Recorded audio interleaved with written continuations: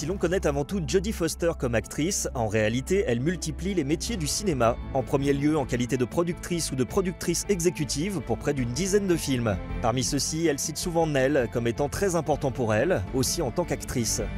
Non contente de jouer et de produire, elle s'est également assise dans la chaise de la réalisatrice plus d'une fois. Déjà 4 longs métrages à son actif, mais aussi quelques épisodes de séries pour le petit écran. Elle se permet une variation dans les genres abordés, House of Cards, Black Mirror, Orange is the New Black. Plus inattendu encore, on la retrouve sur certaines éditions américaines du DVD de La Haine. Son intervention se situe avant le début du film, elle le présente en quelque sorte et le remet en contexte. Elle souhaitait absolument partager son coup de cœur pour le long métrage avec le public américain.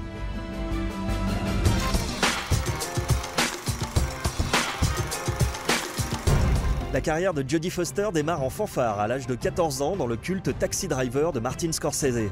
Elle partage l'affiche avec un Robert De Niro déjà au sommet de son art, qui n'hésite pas à la conseiller. Elle insistera a posteriori sur l'importance des leçons prodiguées par l'acteur à l'époque.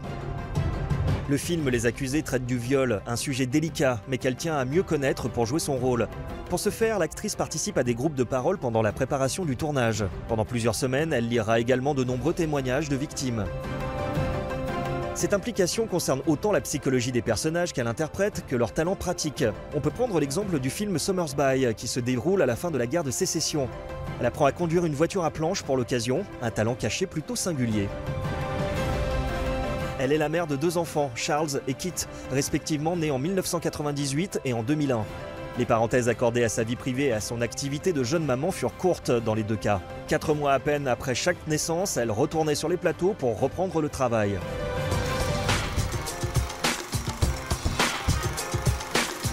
Jodie Foster, décidément pas dénuée de talent, ajoute la connaissance de plusieurs langues à une liste déjà longue. Elle comprend très tôt l'espagnol, l'allemand et l'italien et fait sa scolarité au lycée français de Los Angeles. Dès l'âge de 14 ans, elle parle un français impressionnant qui ne fera que se consolider par la suite. À 15 ans, elle est déjà à l'affiche d'un film français, Moi, Fleur Bleue, et n'a pas besoin d'être doublée. Plus fort encore, elle n'hésite pas à pousser la chansonnette en français dans ce même film. Tout au long de sa carrière, elle se doublera très souvent elle-même pour les versions françaises de ses films. Ce talent vient bien sûr d'une passion qui dépasse le simple cadre de la langue et vient s'épanouir dans la culture. En guise d'exemple, elle a déclaré connaître mieux les paroles de la Marseillaise que celles de l'hymne américain. Parmi ses films préférés, on retrouve beaucoup d'œuvres françaises, les 400 coups en tête.